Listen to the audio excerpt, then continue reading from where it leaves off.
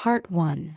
The Outsider with the Grudge, 1769 to 1795.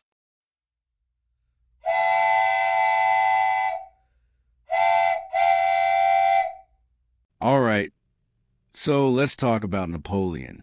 You probably picture the hat, the hand in waistcoat thing, and the short guy vibes, right?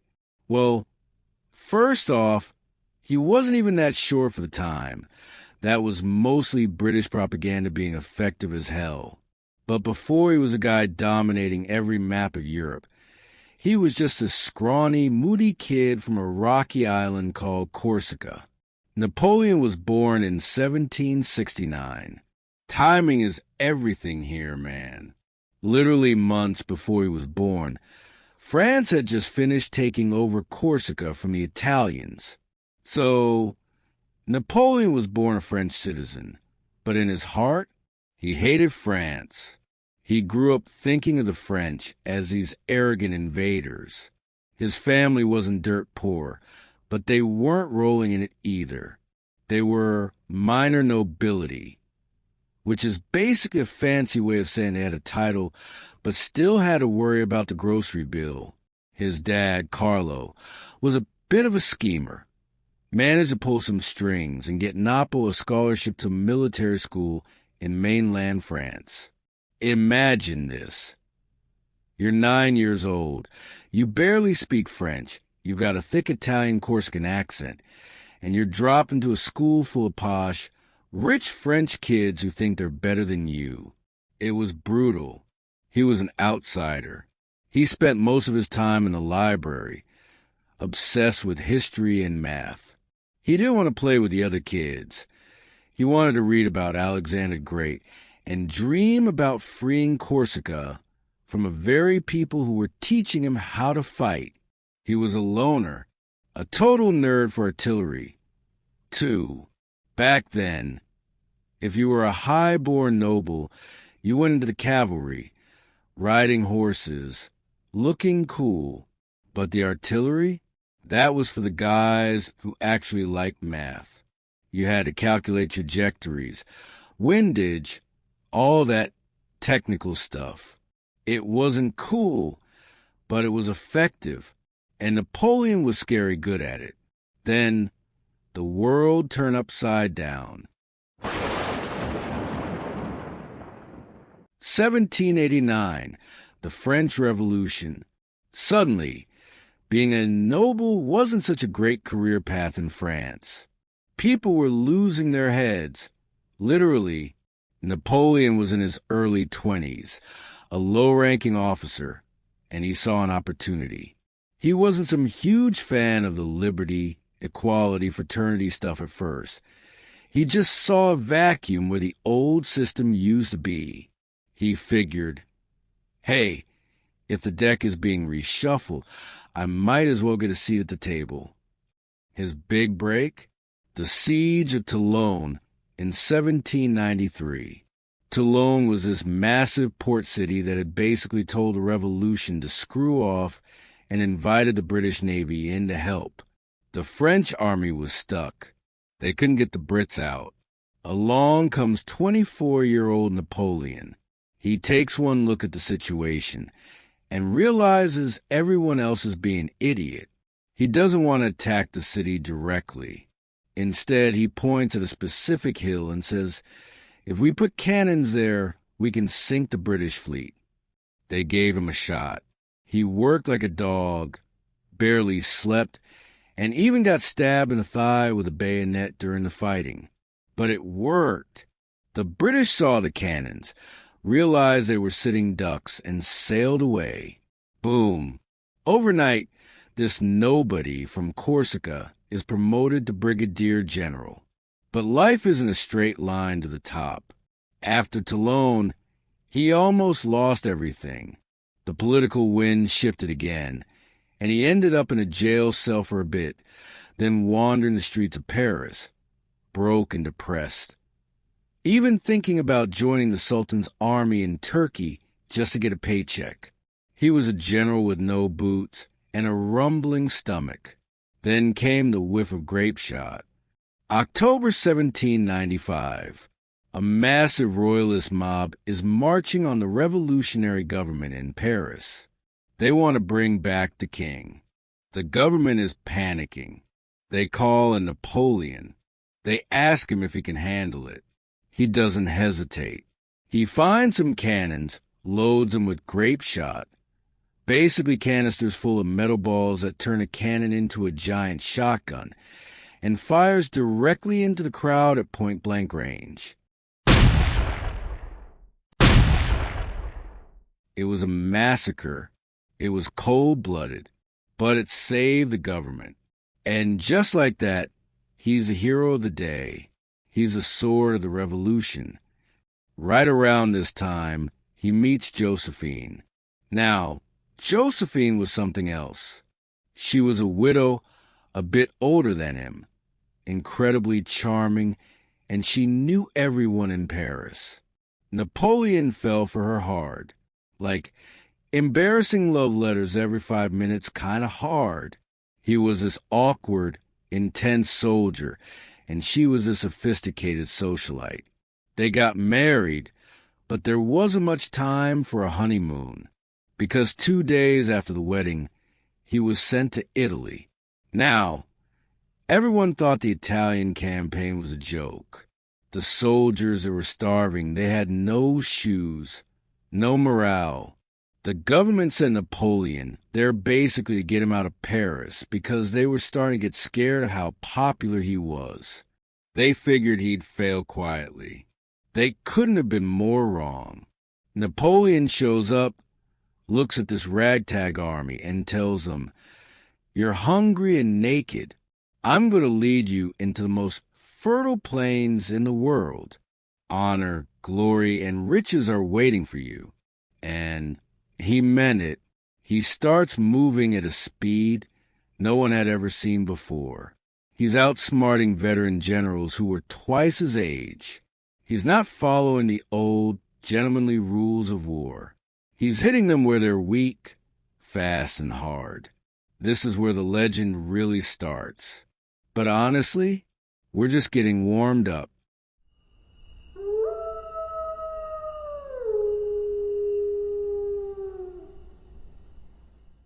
Part 2. The Rock Star and the Desert, 1796 to 1799. So, we left off with Napoleon heading to Italy. Now, you gotta understand, the French army of Italy was a joke. It was a dumping ground for bad soldiers and officers who'd annoyed the guys in Paris. They were starving, they had no boots, and half of them didn't even have muskets. Most generals would have looked at that situation and quit. Not Napoleon. He shows up and basically says, "Listen, I know you're hungry. I know you're tired. But see those guys over there? The Austrians? They've got food, they've got gold, and they got boots. If you want 'em, go take 'em." He didn't just lead them. He electrified them. The stuff he did in Italy in 1796 was like something out of a movie. He was moving his army faster than anyone thought possible. In the old days, armies would march, set up camp, have a nice tea, and then fight a polite battle. Napoleon, he'd march all night, hit you from behind at 4 a.m., and be gone before you could find your pants. He won battle after battle. Lodi, Castiglione, Rivoli. There's this famous story at the bridge of Arcole. The French were stuck. They couldn't cross this bridge, and the Austrians were just mowing them down. What does Napoleon do? He grabs a flag, sprints onto the bridge himself, right into the line of fire, and screams at his men to follow him. He almost died. Fell into a swamp, actually, but his soldiers saw that and thought, "This guy is a god." From that moment on, they didn't just follow him, they worshipped him. He became the little corporal to them, a term of endearment, like he was one of the boys. By the time he was done, he'd kicked the Austrians out of Italy, signed his own peace treaties without even asking the government in Paris, and sent back literal wagon loads of gold and priceless Renaissance art. He was sending home press releases he wrote himself, making him sound like the greatest hero since Julius Caesar. Paris was obsessed with him. But here's the thing about Napoleon. He was always thinking 3 moves ahead. He knew that if he just stayed in Paris, people would get bored of him. He needed something bigger, something legendary. So he says, let's go to Egypt. Wait, what? Egypt? Why? Well, for one, he wanted to mess with the British. If he took Egypt, he could cut off their trade route to India. Plus, he had this weird obsession with the East. He wanted to be the next Alexander the Great. He didn't just bring soldiers, either. He brought 160 scientists, artists, and historians. This is actually why we have the Rosetta Stone, and why the world went crazy for Egyptology. The trip, there was a gamble. The British Navy, led by Admiral Nelson, a guy who's going to be a huge thorn in Napoleon's side, was hunting him across the Mediterranean. Napoleon managed to dodge them by pure luck and landed in the desert heat. The Battle of the Pyramids was a slaughter.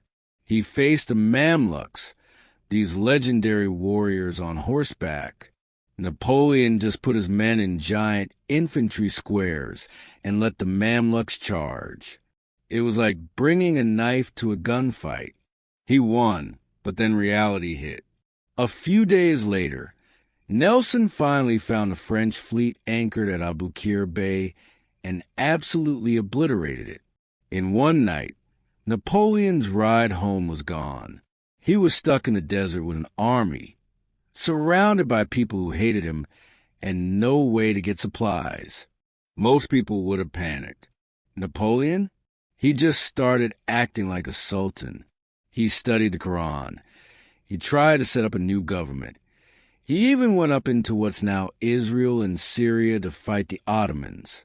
But things got ugly. Plague hit his army.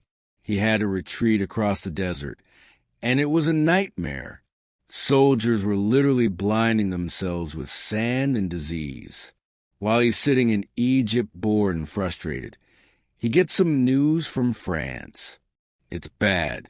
The government in Paris, the Directory, is a mess.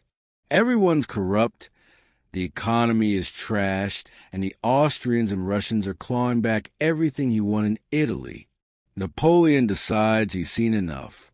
He leaves his army behind. Yeah, he just sneaks off on a small ship, dodges the British blockade again, and lands in France. Technically, he was deserting his post, but the French people didn't care. They were so desperate for a strong leader that they treated him like a savior. He gets to Paris and realizes the time is ripe.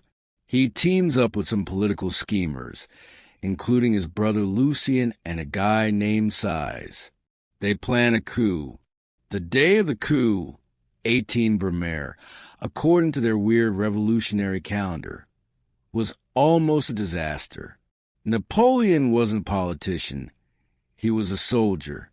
When he went in to talk to the council of politicians, he froze.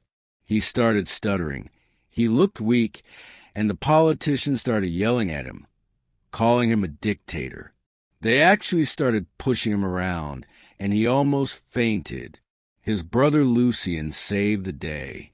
He went outside to the soldiers, pointed a sword at Napoleon's chest, and swore that he would kill his own brother if he ever betrayed the Republic.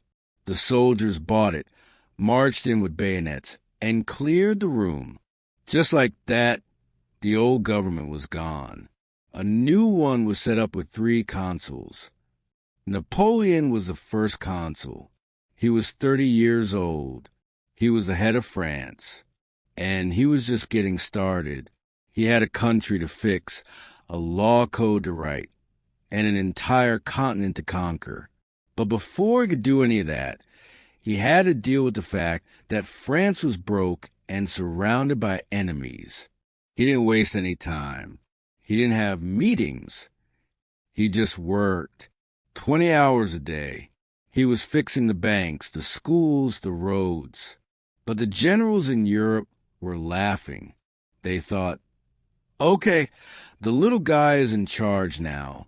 Let's see how he handles a real war again. Napoleon's answer? Hold my wine. He decided to do the impossible. He took his army across the Alps in the middle of winter, following the path of Hannibal. People told him it couldn't be done. He did it anyway, riding a mule through the snow while his men dragged cannons by hand. He dropped down into Italy like a ghost and caught the Austrians completely off guard at the Battle of Marengo. It was a close one. He almost lost that battle. But at the last second, reinforcement arrived, and he turned defeat into a massive victory. Now, he wasn't just a general. He wasn't just a politician. He was a man who had brought peace to France for the first time in a decade. He signed treaties with everyone, even the British, for a brief moment. The guns went silent in Europe. But if you think a guy like Napoleon was going to sit back and enjoy the quiet, you don't know him at all. He didn't just want to lead France. He wanted to be France. Part 3. The Crown and the Son of Austerlitz, 1804 to 1805. All right. So by 1804, Napoleon is the first consul for life. He's basically the boss of France. But he's looking around and thinking, consul? That sounds like a temporary job. I need something with more weight. He wanted a title that wouldn't just put him on the same level as the kings of Europe, but above them. He wanted to be emperor. Now, you've got to understand how crazy this was. The French Revolution happened specifically to get rid of kings. They literally chopped a king's head off to stop this kind of thing.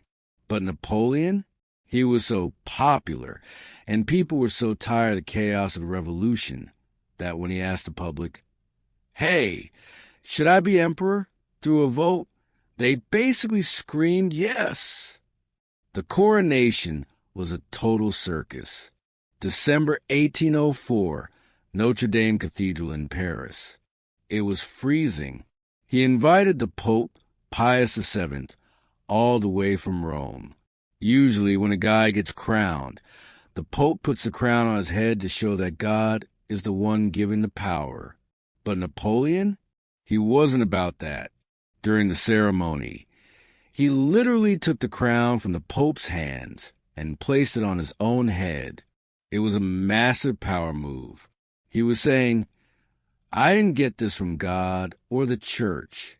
I got this because I worked for it. Then he crowned Josephine, too. He was the emperor of the French, not the emperor of France. Subtle difference. But it meant he was the leader of the people, not the owner of the land. But look, he wasn't just wearing fancy hats and eating cake. This is when he dropped the Napoleonic Code. If you think laws are boring, think again. Before this, France was a mess of local rules. In one town, a law meant one thing. 3 miles down the road, it meant something else. Napoleon cleaned it all up. He made laws simple, logical, and this is the big one. Equal for everyone, well, mostly for men. He wasn't exactly a feminist. He abolished feudalism. You weren't special just because your dad was a duke. You had to earn your way. This code is so solid that it still forms the basis of law in dozens of countries today. He said himself, my real glory is not the 40 battles I won. It's my civil code. Of course, while he was playing great reformer, the rest of Europe was losing their minds. Britain, especially, they hated him. They saw him as this Corsican ogre who was going to swallow the whole continent. They convinced Russia and Austria to join them in what they called the Third Coalition. They thought they had him cornered. Napoleon's plan? He was originally going to invade England. He had this massive army, the Grande Armée, sitting on the coast of Boulogne, just waiting to cross the channel. But when he heard the Austrians and Russians were marching toward him from the east, he didn't blink. He just turned the whole army around. This wasn't a normal march. It was a sprint. 200,000 men moving across Europe at a speed that left everyone's jaw on the floor. First stop, Ulm. There was an Austrian general named Mack who was waiting for the Russians to show up. Napoleon didn't give him the chance. He performed this massive U-turn around Mack's army, cutting off their supply lines before they even knew he was there. Mack had to surrender his entire army of 60,000 men without Napoleon even fighting a major battle. It was psychological warfare at its finest. But the big one, the masterpiece, was Austerlitz.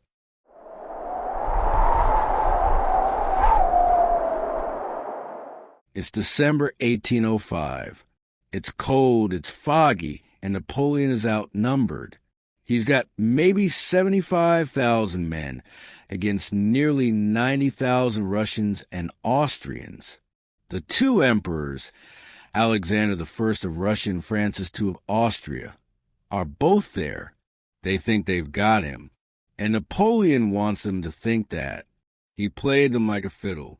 He actually made his right flank look weak on purpose. He pulled his troops back, acting like he was scared and ready to retreat. Alexander I, who was young and arrogant, fell for it hook, line, and sinker. He ordered his men to abandon the Pratzen Heights, the high ground in the middle of the battlefield, to attack Napoleon's weak right side. Napoleon watched through his telescope, smiling. "One more hour," he said, "and they are mine." As soon as the Allies moved off the heights, Napoleon sent his hidden reserves straight up the hill. They smashed through the center, cutting the Allied army in half. It was a bloodbath. The Allies panicked. Thousands of them tried to flee across frozen ponds, and Napoleon ordered his cannons to fire at the ice. The ice shattered, and men and horses plummeted into the freezing water. The sun came out through the fog right as he was winning. The sun of Austerlitz. It became a symbol of his luck and his genius. The aftermath? The Third Coalition was dead. The Holy Roman Empire, which had existed for 1,000 years, was basically deleted from the map. Austria begged for peace. Russia ran back home with its tail between its legs. Napoleon was now the master of Europe. But there was one little problem. Just a few weeks before Austerlitz, that guy Admiral Nelson, remember him? Had found the French and Spanish fleets at a place called Trafalgar. Nelson destroyed them. He died in the battle, but he made sure Napoleon would never, ever be able to invade England. So, Napoleon was the king of the land, but the British were the kings of the sea. It was a stalemate that would eventually lead to his downfall, but in 1805, nobody could see that. To the average person in Europe, Napoleon looked invincible. He was rewriting history with every step he took. He started putting his brothers and sisters on the thrones of Europe. You're the king of Naples now. You're the king of Holland. He was treating Europe like a family business. He was at the top of the mountain. But the thing about mountains is the air gets pretty thin up there. And Napoleon was starting to think he was a god. Oh my God. Part 4. The Apex and the Ulcer, 1806 to 1808. So, after Austerlitz, Napoleon is basically the final boss of Europe. But you know how it is when you're the biggest guy on the playground. Everyone else starts whispering behind your back. This time it was the Prussians. Now, Prussia, think Germany but with way more starch in their collars, had the scariest reputation in the world. They were the heirs of Frederick the Great. They thought their army was invincible. They'd been sitting on the sidelines watching Napoleon, and finally, they decided they'd seen enough. They sent him an ultimatum: get out of Germany or else. Napoleon probably laughed. He didn't just beat them, he deleted them. In 1806, at the twin battles of Jena and Auerstedt, Napoleon and his marshals didn't just win. They pulverized the Prussian army. In 19 days, literally less than 3 weeks, the entire Prussian state collapsed. Napoleon marched into Berlin like he owned the place, which he basically did. He even visited Frederick the Great's tomb and told his officers, "If he were alive, we wouldn't be standing here." Respect, but also a total flex. But the Russians were still lurking in the background. They came back for another round in 1807. It was a brutal, snowy, miserable campaign. First, there was the Battle of Eylau, a literal bloodbath in a blizzard where nobody really won. And Napoleon saw for the first time that his invincible army could bleed. But then came Friedland. At Friedland, Napoleon caught the Russians with their backs to a river and just hammered them. That was the final straw for Tsar Alexander I. He realized he couldn't beat this guy on the battlefield. So they decided to meet and talk. And man, talk about a power meeting. They met on a giant raft in the middle of the Niemen River. Why a raft? Because neither of them wanted to step onto the other guy's territory. It was like two mafia bosses having to sit down. And here's the crazy part. They actually hit it off. Alexander was charmed by Napoleon. They spent days talking, eating, and basically dividing the world between them. You take the East, I'll take the West. They signed the Treaty of Tilsit, and for a second, it looked like the war was finally over. But Napoleon had one obsession. He couldn't let go of Great Britain. He couldn't invade them because of their navy, so he decided to bankrupt them. He started the Continental System. It was a massive trade blockade. He told every country in Europe, if you trade with the British, you're my enemy. This was a disaster. Man, it's like trying to stop the internet today. Everyone needed British goods. Smuggling became a continental sport. And to enforce his blockade, Napoleon had to start poking his nose into places he shouldn't have, like Spain and Portugal. Portugal was still trading with the Brits. So Napoleon marched through Spain to go kick their teeth in. But while he was at it, he looked at the Spanish royal family, who were basically his allies but very incompetent, and thought, I can do better. He tricked the Spanish king and his son into coming to France, locked them up, and put his own brother Joseph on the Spanish throne. Big mistake. Huge. The Spanish people didn't care about Enlightenment or Napoleonic codes coming from a French guy. They were devout Catholics. They were proud, and they were furious. This wasn't a standard war where one army fights another. This was the birth of guerrilla warfare, literally little war.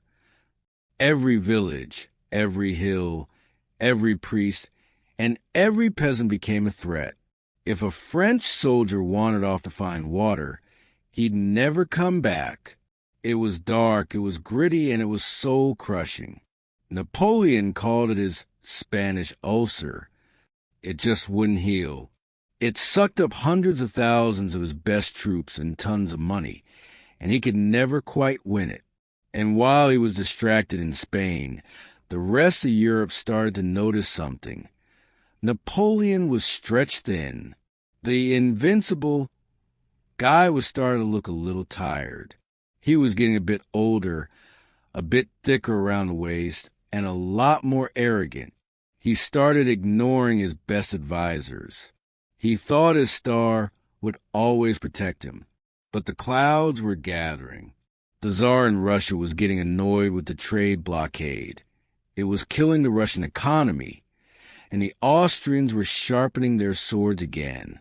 Napoleon was still the sun at the center of the solar system, but the planets were starting to break their orbits. He needed a win. He needed to prove he was still the man of 1805. But the choices he was about to make, man, they're the kind of choices that end empires. Part 5. Snow, Ice, and the Big Mistake, 1809 to 1812. So, around 1809, Napoleon is technically still the most powerful man on the planet, but he's got a problem keeping him up at night. He needs an heir. He still loves Josephine like crazy. I mean, his letters to her were legendary and borderline NSFW, but she just couldn't give him a kid.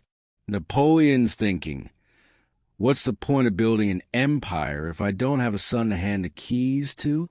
It was pure dynastic business. So they get a divorce. It's one of the saddest breakups in history.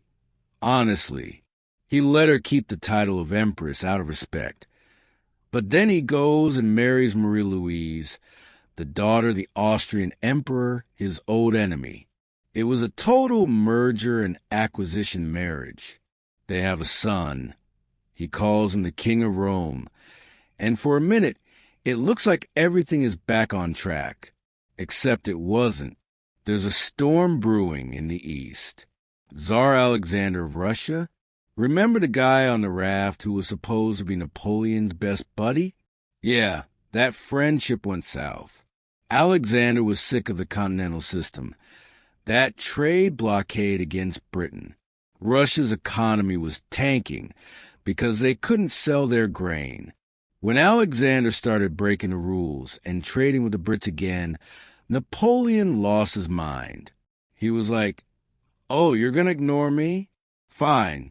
Let's see how you like 600,000 soldiers in your backyard." And that was the Grande Armée. It was the biggest army anyone had ever seen. French, Poles, Germans, Italians, everyone was drafted. It looked like the whole of Europe was marching into Russia. Napoleon's plan was classic. I'll go in, punch them in the mouth in 1 or 2 big battles. Alexander will quit, and I'll be home in 3 weeks. But the Russians did something Napoleon wasn't ready for. They ran away.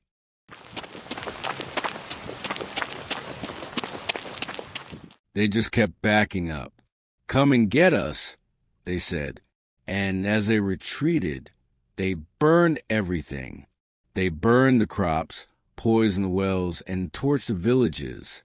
It's called scorched earth policy, and it's brutal. The French army couldn't find a single loaf of bread. The summer heat was killing them. Typhus was spreading like wildfire, and horses were dropping dead by the thousands. Napoleon lost a third of his army before he even fired a shot. Finally, just outside Moscow, the Russians stopped at a place called Borodino. Man, Borodino was a meat grinder. It was the bloodiest, nastiest day of the 19th century. Both sides just stood there and hammered each other. Napoleon wasn't himself that day. He seemed sluggish, like the way the world was finally catching up to him. The Russians eventually pulled back, but the French were exhausted. Napoleon marched into Moscow, thinking, "Okay, I got the city. Alexander's going to come crawling back now." He walked into the city, and it was a ghost town, empty. And then that night, Moscow started to burn. The Russians literally set fire to their own capital to keep the French from having a roof over their heads. Napoleon sat there for 5 weeks in the ruins, waiting for a letter from Tsar. But Alexander just ghosted him. No reply. Nothing. And then General Winter showed up. Napoleon realized he couldn't stay. "Fine, we're leaving," he said. But he was too late. Way too late. As that massive army tried to walk back to Europe, the winter hit. We're talking minus 30 degrees. Man, men's muskets were freezing to their hands. If you fell asleep, you didn't wake up. There was no food. They were eating their own dead horses. And all the while, the Cossacks, Russian light cavalry, were picking them off from the shadows. The crossing of the Berezina River was a total horror show. Bridges breaking. Thousands of soldiers drowning in the ice-cold water while the Russians fired cannons at them. Out of the 600,000 men who marched in, only about 40,000 living ghosts made it out. Napoleon left his army and raced back to Paris in a sled because he heard people were trying to steal his throne while he was gone. The spell was broken, bud. The myth that Napoleon was invincible died in the Russian snow. Now, every country he'd ever bullied, Prussia, Austria, the whole lot, realized he was vulnerable. They all teamed up for one final push. Napoleon was cornered, but like they say, a wounded lion is the most dangerous.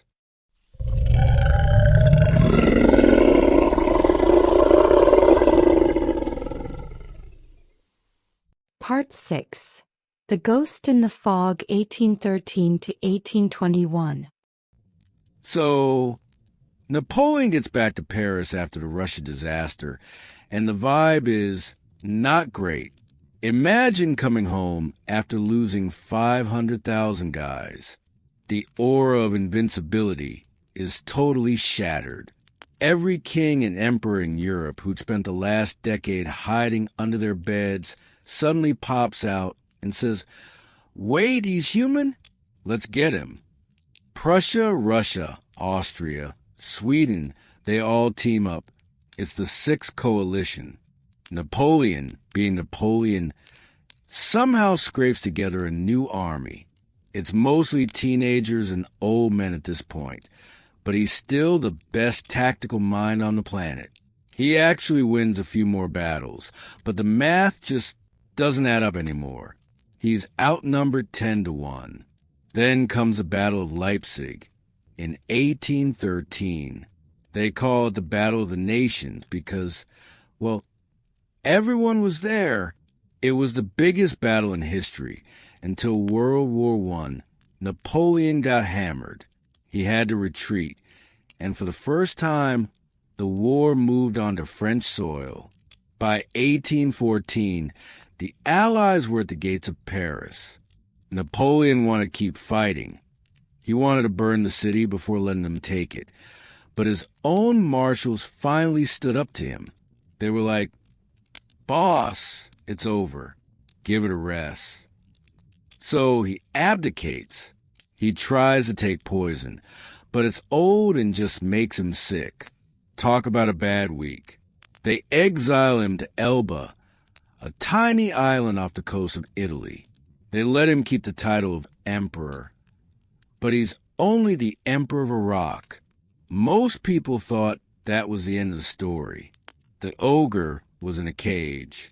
The old French kings, the Bourbons, came back to Paris, acting like nothing had happened. But Napoleon was bored, and he was watching. He knew the French people were already starting to hate the new king. February 1815. Napoleon sneaks off the island with a handful of guys, lands on the coast of France, and starts walking toward Paris. The king sends an army to stop him. The two forces meet in a clearing. Napoleon walks out in front of his old soldiers, opens his coat, and says, "If there is any among you who would kill his emperor, here I am." Did they shoot? Nope. They screamed "Vive l'Empereur" and joined him by the time he reached Paris.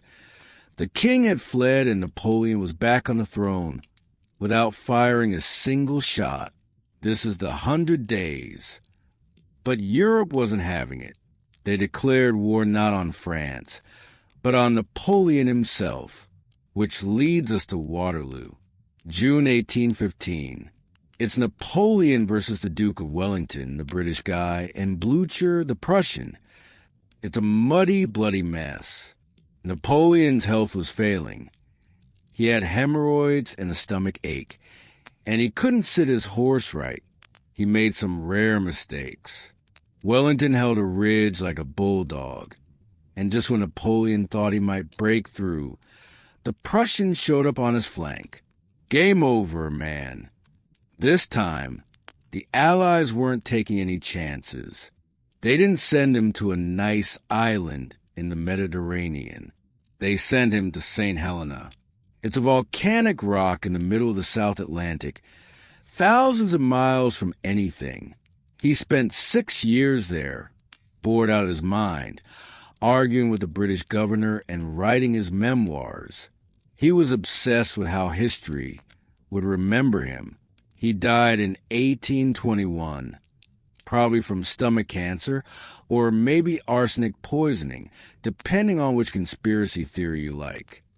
His last words? France, Army, head of the army, Josephine. And that's the guy, a kid from a backwater island who became the master of the world, rewrote the laws of civilization, killed millions, and ended up dying alone in a house full of rats.